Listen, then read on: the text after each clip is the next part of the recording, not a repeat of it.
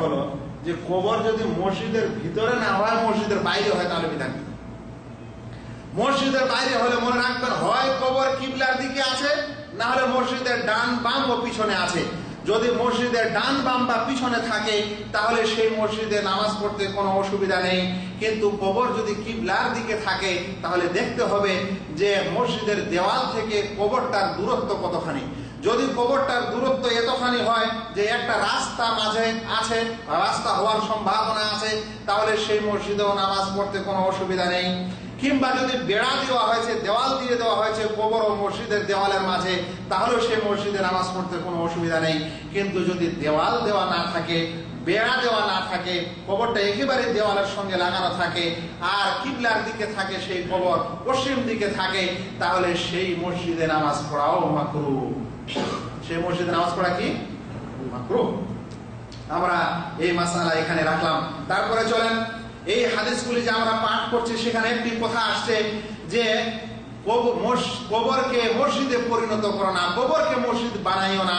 এই কথাটির অর্থ কি? আল্লাহ রাসূল সাল্লাল্লাহু আলাইহি ওয়াসাল্লাম এই কথা থেকে কি বোঝাতে চাচ্ছেন? খুবই সংক্ষিপ্ত ভাবে ছোট করে আমি আপনাদের একটা উদাহরণ দিই।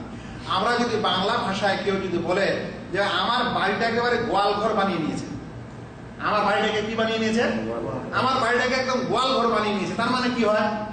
মানে গোয়াল ঘরে যে সকল কাজকর্ম হয়, গরু বাঁধার স্থানে যে সকল কাজকর্ম হয়, ওইরকম কাজকর্ম আমার ঘরে, আমার বাড়িতে এরা শুরু করে দিয়েছে। গোয়াল ঘরে কি কাজ হয়?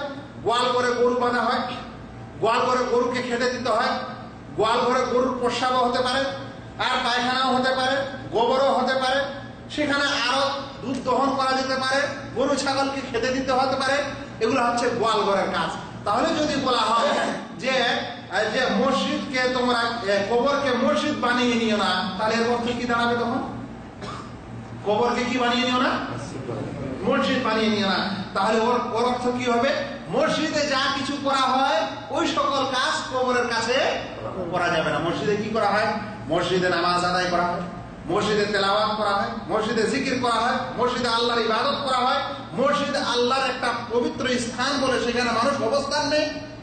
তাহলে যখন বলা হচ্ছে যে কবরকে তোমরা কি করো না, মসজিদ বানিয়ে নিও না বা মসজিদে পরিণত করো না, তখন এই অর্থগুলি বোঝায় যে মসজিদে মানুষ যে সকল কাজ করে এরকম কোন কাজ কবরের কাছে করা যাবে না।